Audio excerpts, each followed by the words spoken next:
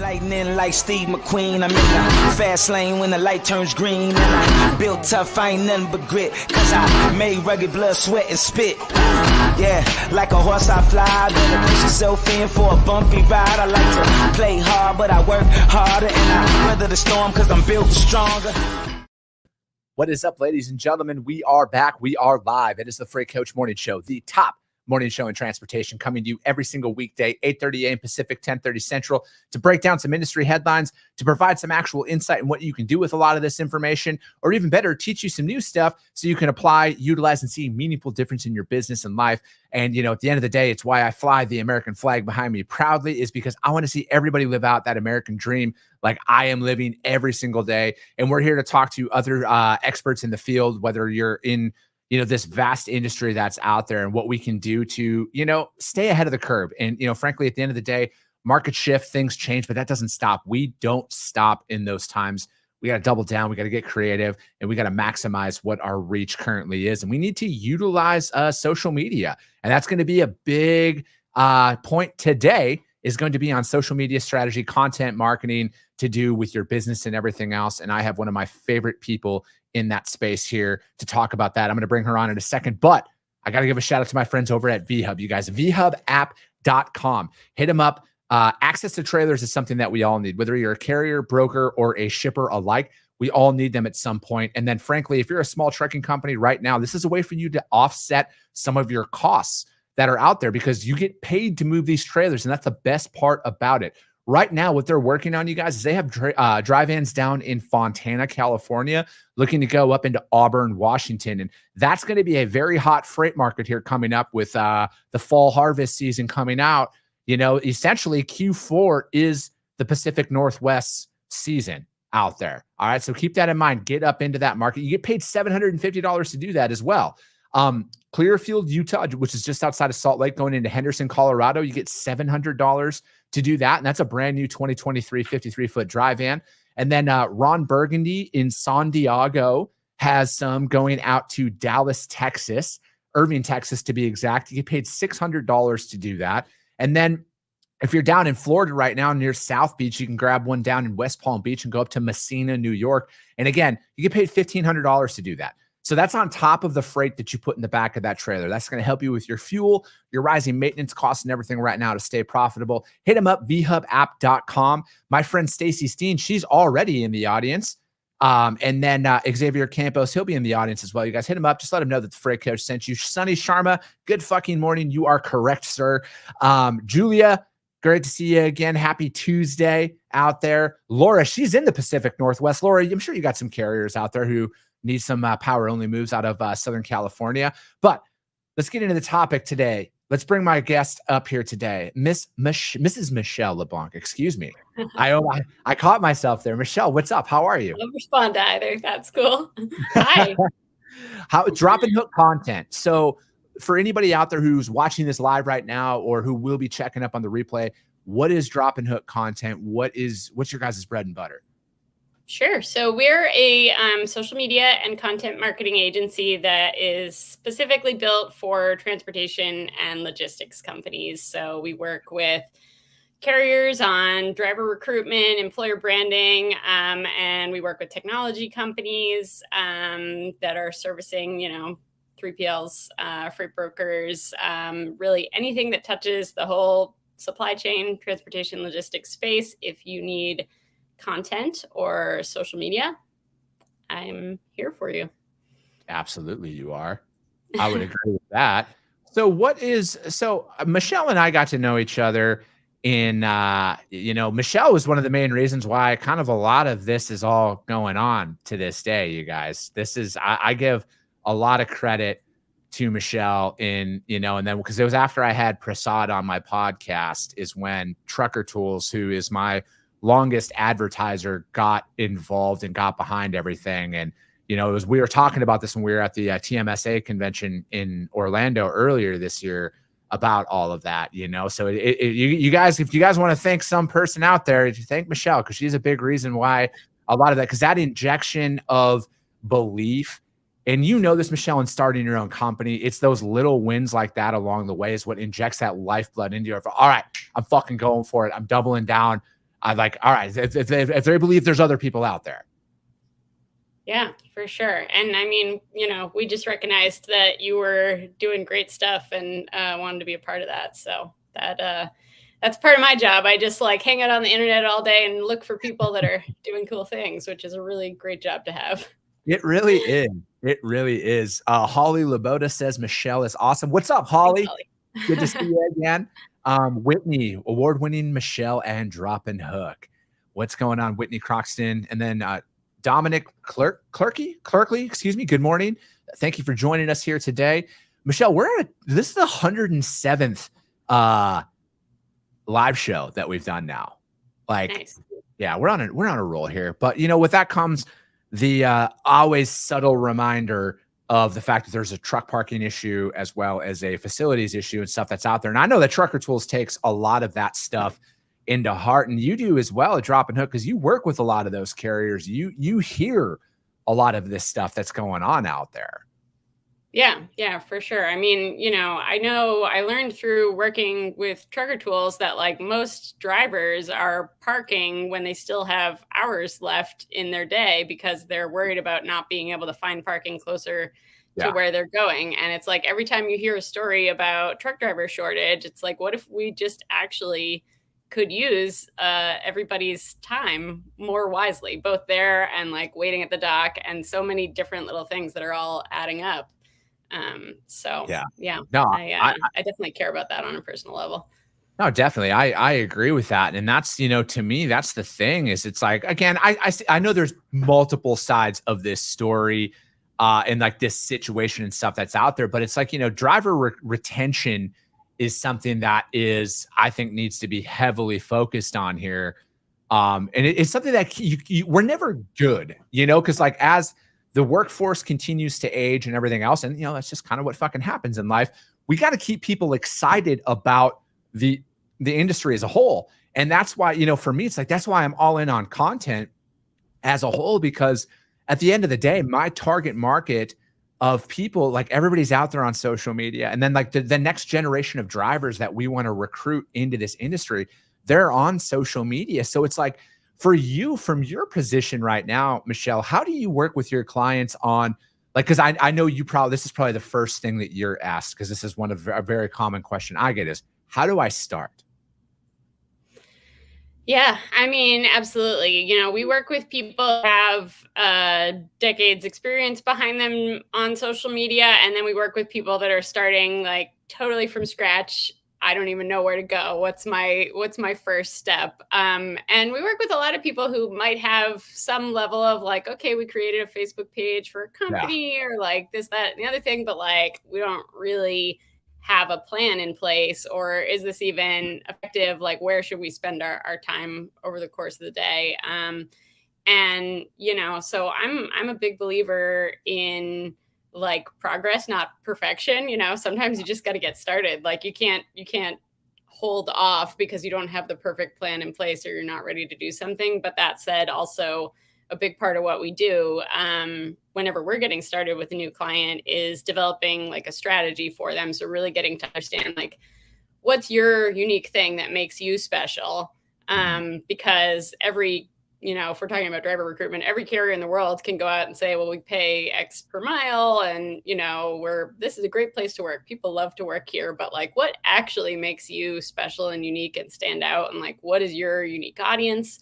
And, we work with companies to help them kind of define that. And then what you do next all kind of comes out of there.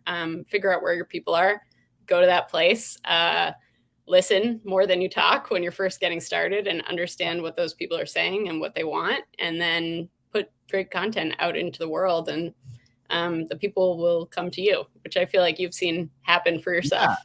Yeah. And that's the thing is it's like, I like, there is no perfect content, like at the end of the day, somebody could find something wrong with it no matter what, but it is that initial, you just need to start. And it is that simple.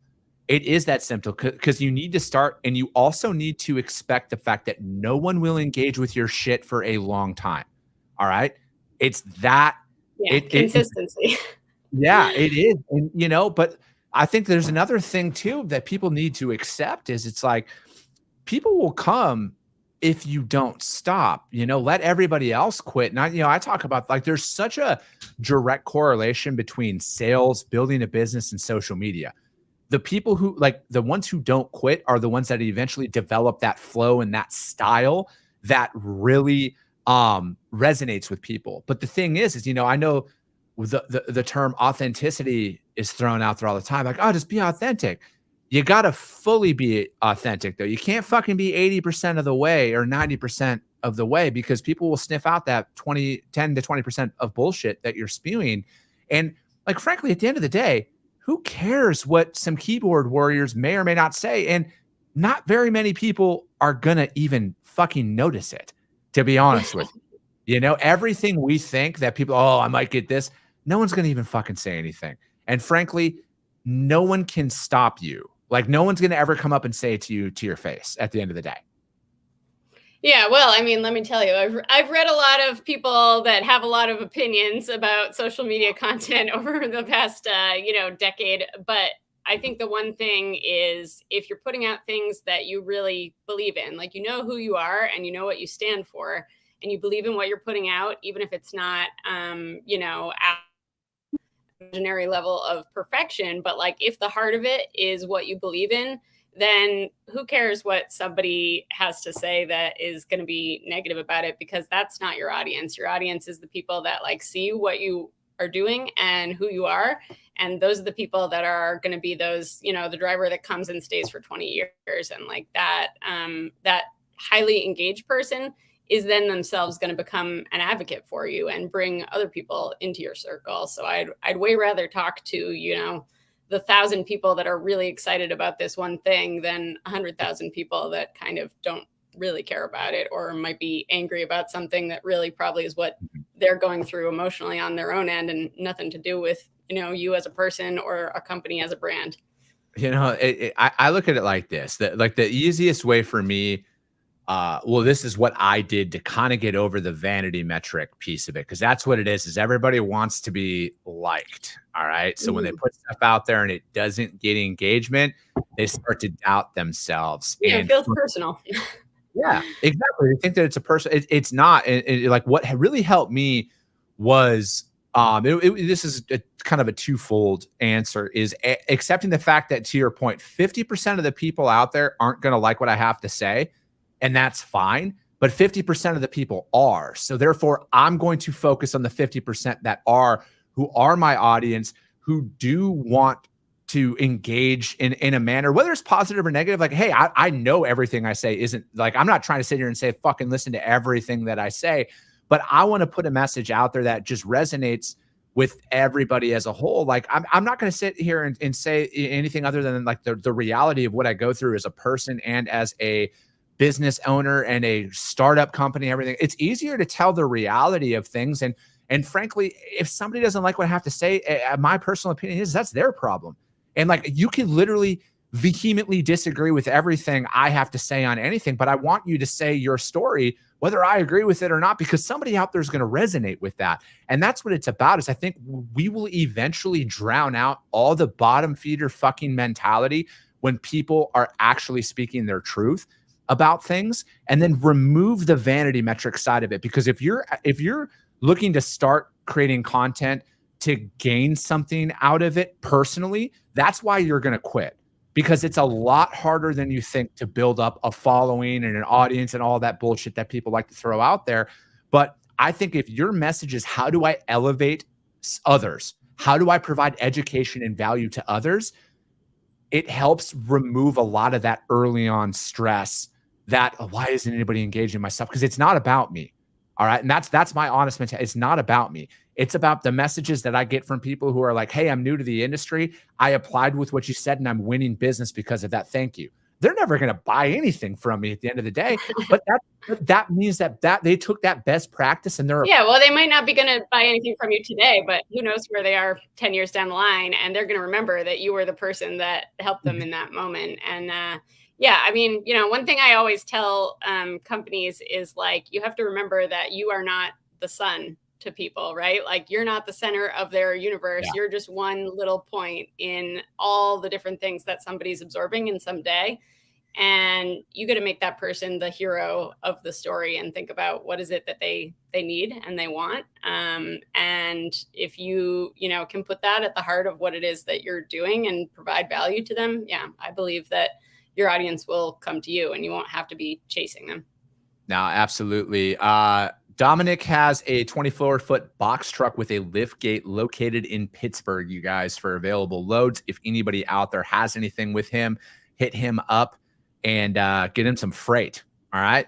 Get him some freight. And again, any other driver out there who's watching this right now, put your equipment type, your location, what areas you like to run in the comments. And again, we'll shout it out there so the right people get in contact with you to help keep you moving.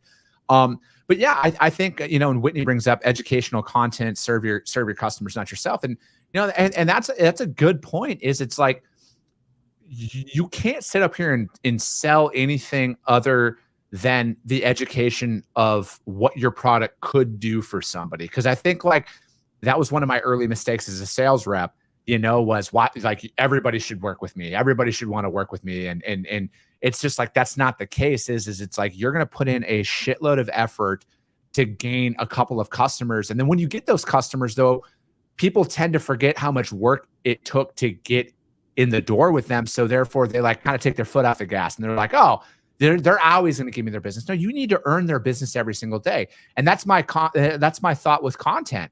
I have to earn my audience's time every single day. Just because I put stuff out there doesn't mean like everyone's going to stop and watch my stuff. No, I need to put stuff out there that makes people want to stop and listen. And then I have to keep them engaged with what I'm talking about. And it's through education. It's through putting that stuff out there. It's having other guests on the show to talk about these things to really push those best practices out there. But again, it's like, that's my thought is I don't take for granted any download that I get, any like, comment, any of that. So I don't take any of that stuff for granted because I remember when nobody liked anything I fucking was putting out there. Now it's like, I liked it as soon as I found it. But yeah, I mean, I think what you're talking about is building community over time. Like you're giving people a reason to want to come back. And if it's even as simple as coming back and posting their equipment and having the opportunity to get that out to a wider audience, that's kind of piggybacking off of your platform. And I think, it's absolutely true in transportation and logistics specifically. And this is everything from technology to driver recruiting. It's not transactional. We're not doing marketing that is like direct to consumer, go to the website, purchase the sunglasses, kind of, I'm done with you. It is something where you're building a long-term relationship over time, whether that's your employees' relationship to your company and that like retention piece, or if it's something where it's customers and yeah, they might be your customer today, but are they referring new business to you? Are they, coming back and renewing when it's time to have a contract renewal? And yeah, I mean, I think for my own business, so much of what I have built has come from referrals because it is such a small industry and people talk and you gotta get out there and tell your story. Also, it doesn't just, the referrals aren't going to happen on their own. You got to give people opportunities to prompt those and put your content out there. But I think it's very important to continue to deliver that value every single day with what you're doing. Yeah. Yeah, no, absolutely. And what you were talking about right there about your story is your own. Right there. I think if people told their real truth, they would really realize that there is a community of people out there who resonate with the journey that you're on, and you'll actually find more supporters than you think. I think that for me, and it's especially true in sales too. It's like, you can't go into every single sales call thinking that everybody's going to be the best customer ever, because that's just not the case. Like, you need to go in is like with an open mind. And like, I think, the definition of prospecting, exploring, like, hey, I just want to see if we align with what we're doing. Because again, like, I know there's people out there who I get the DMs about, hey, you curse too much. Again, that's your problem. That's not my problem. I told myself when I went into business for myself, Michelle, I am unapologetically going to be me. And that's what I'm living by. And I can sleep at night knowing that. But I think that to me, it's like just going out there and just keeping that open mind. Like it's a lot harder than you think, because everybody's like, oh, I just got to post this thing. And then they only see the people who are like 15 years down the line in their content journey, who are getting the 80, 90,000 likes and comments and everything on every single post that's out there. And they get discouraged by that. But they didn't, like, I know a lot of people shit on Logan and Jake Paul a lot, but like those guys have built an empire off of content. Like, and they were, 10 years ago, and then same with some of the other, like, look at the Barstool Sports of the world, all of their people who are associated with that. And then even like the Nelk boys who are commenting, like they've had a following for a while, but like people don't see like where a lot of these social media people started. They only see the end results because that's how the algorithms work. Is now they're like, oh, this person's getting all these likes, they must be new to the scene. They don't see the very first posts that were put out there and the progression. And that's the thing is it's like, you have to dedicate a lot of time to this, but like, it's also a lot easier to create content than most people think, because those things that you think aren't interesting in your daily life, that's actually what people want to hear. Yeah. Oh, there's so much content. Like I love talking to people about their businesses and just like hearing their stories. And it's like, I get so excited in those moments because it's like, there's so much we can do with this. And I'm a bit of a nerd about it. And it's like, I love this industry. I learn something new every single day about something that is like, that's fascinating. I was talking to somebody at the TMSA conference back in June who was working in like the ports in the like lakes in Canada. And I was like, I literally never even thought about that. But of course that's a job. Like somebody has to do that. I'm right there with you. There's that's the thing is there's so much opportunity in content as well, because as I talked about when I was presenting at the TMSA, this is a sales force that works for you 24/7, 365. Like I literally have content as old as like 3 to 4 months ago that are still getting engagement on it. My face, whether you like to see it or not, it's still circulating in the social media universe. And that's the thing is it doesn't stop. But like what people don't realize is the inbound lead generation that I've created from content. Like I haven't had to make a cold call in well over a year for my business. It's all inbound. Fortunately, with a lot of my advertisers, it's all been inbound. Hey, I saw all of that stuff that you've put out there for the last 2 years or the last year, or whatever that looks like. I'd love to talk to you about that. And that's the thing is it's a lot of work on the front end, but now it's like I have an unfathomable amount of content that I could repurpose and recirculate out there. I just need to hire somebody to do all of that stuff for me. But that's a different story for another day. No, absolutely. I mean, yeah, if I have one tip for anybody who's like, I need social media help, but I'm not about to go out and hire an agency, it's like repurpose your stuff you already made. Look around you because there's probably content every single place in your day, and you probably haven't gotten as much mileage out of it as you think you have. Like I think marketers especially tend to be onto the next hot new thing. And, there's so many opportunities to go back to stuff you already did and iterate on it, make it better, pull a piece out of it, and continue to drive people through that. And that's exactly it, Michelle, is it's like, I take a lot of my podcasts and I am taking a lot of them. Let me rephrase that, because I will be pushing out more of written content, but it is from the form of my live show here. And then my podcast is I'm stripping that. So I use a company called fireflies.ai.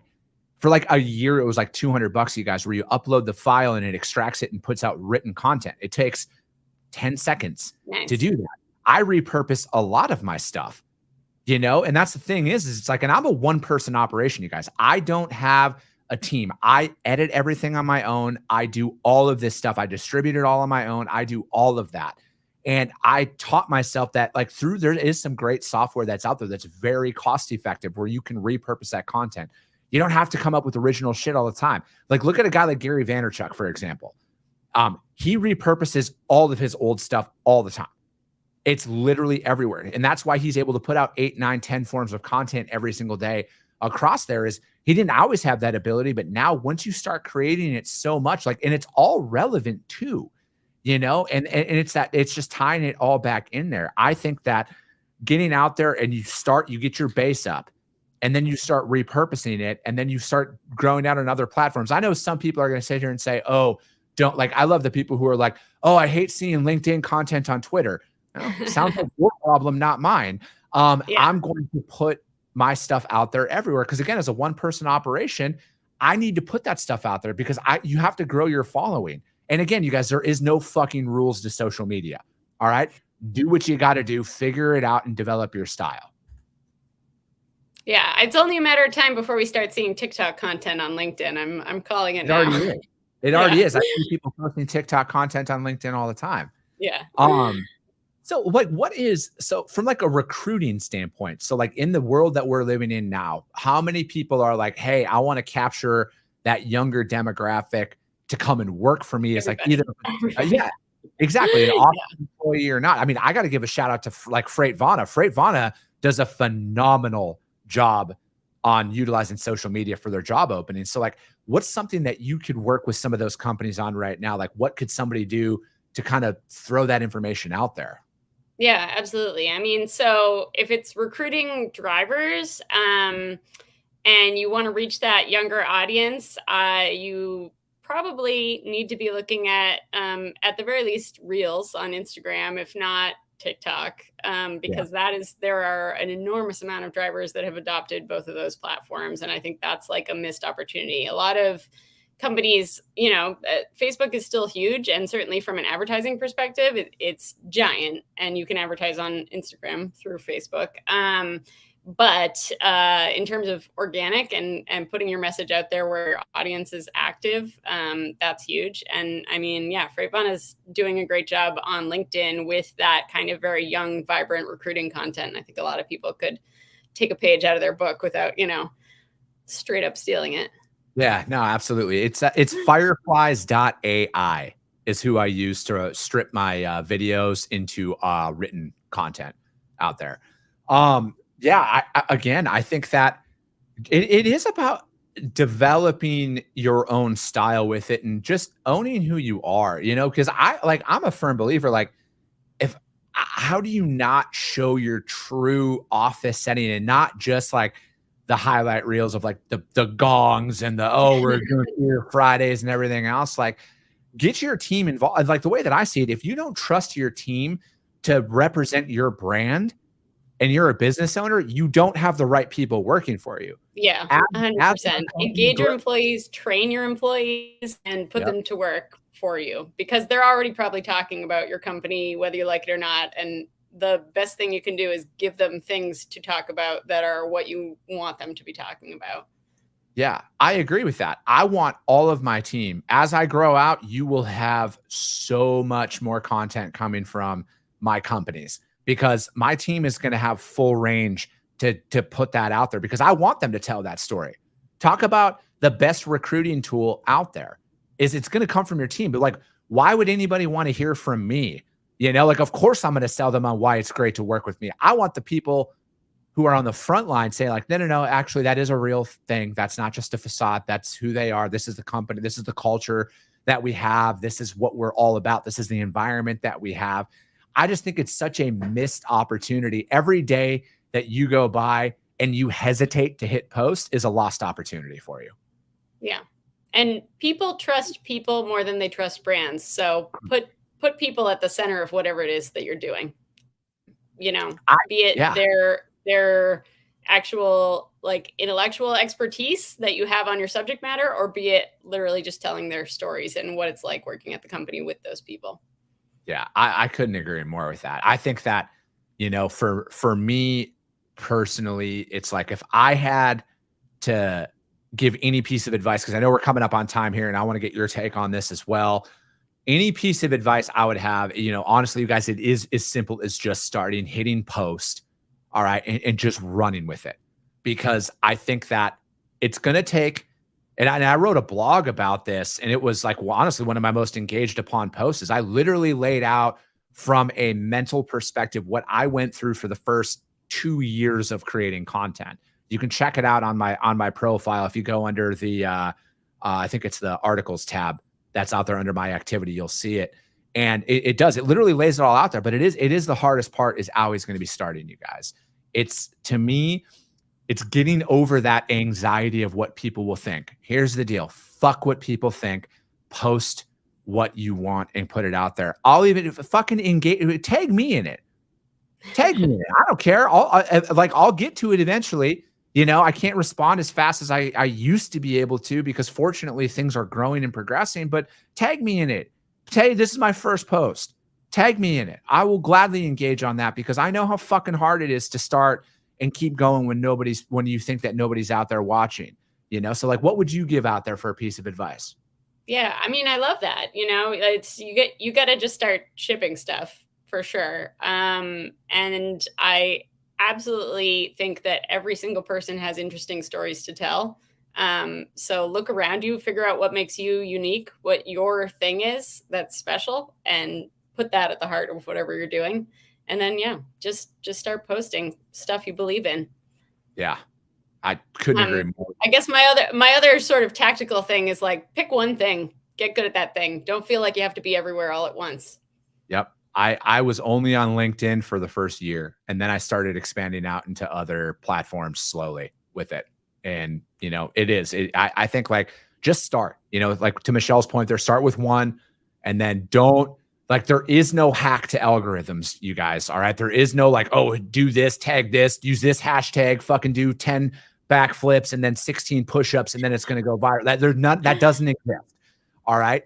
You will develop the algorithm to work in your favor the more and more you post. All right. There's not a post at 7 a.m., say this and tag this and do that. That doesn't exist. All right? And they've got developers working on those algorithms every single day to get around those tricks that people figure out to hack them. So you can chase that all the time, or you can spend your time doing something and start there. That's exactly it. Michelle, how does anybody find out more about you, Drop and Hook? How do they get in touch? I'll drop my calendar link in the comments. I mean, I'm always happy to chat with anybody. And we're dropandhookcontent.com. So you can find me there or on LinkedIn.